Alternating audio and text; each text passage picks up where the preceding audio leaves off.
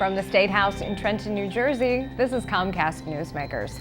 I'm Jill Horner, and with me this hour is New Jersey State Senator Donald Norcross. Thanks so much for being with us. Good to be here. Thank you. We're talking about a bill called New Jersey First, and this would be a residency bill for state employees in New Jersey. Give us an idea as to the history of this bill and where it stands at this point.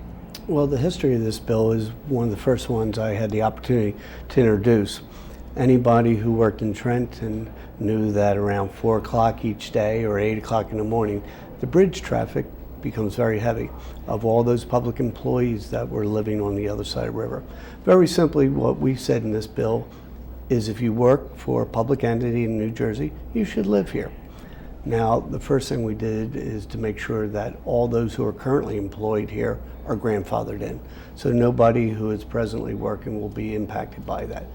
But as we rebound from an economy that we've had in New Jersey, we'll start to hire, they'll look to New Jersey residents first. I think we should help our unemployment rate first. And this was actually conditionally vetoed by the governor. What did the conditional veto include, and where does that stand now? The conditional veto, or the CV, was technical in nature, talked about the implementation days being pushed back 90 or so days, and also to add 2 additional representatives onto something we call the hardship panel. And the hardship panel, very simply, is for those items or issues that we couldn't foresee in crafting the bill, that person could go to this panel and say, here, I have a special story or set of circumstances where I believe I should be exempt from the new act. So at this point, you've worked to overcome those issues associated with the conditional veto, but let's talk a little bit about the reasons behind this piece of legislation called New Jersey First. Is it about the finances associated with the dollars that people spend both on everyday items and in the residential market when it comes to homes, for example? There are several items that really force this bill into the limelight. Number one is that if you live in the entity that you work for, you have skin in the game, as I was suggesting. You're going to care more about the issues that happen in your hometown if you live there. Second one is the economic side of it. All those tax dollars that are going out of state, whether when they live out of state, they go to the doctor, they go to the supermarket, they get their prescriptions filled, will now be back here in New Jersey. And third, and most importantly, is it's about equity.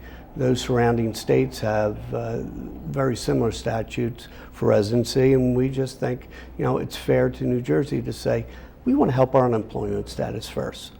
And as you mentioned, other states, including Pennsylvania and New York, have similar types of requirements already in place. Have they worked out in those states? Have they been able to hire within the state and keep those dollars and the employees with those certain qualifications within their own states? Sure, and those public entities, whether it's Philadelphia, the city, or New York, Pennsylvania, it's the civil service folks that have to live there.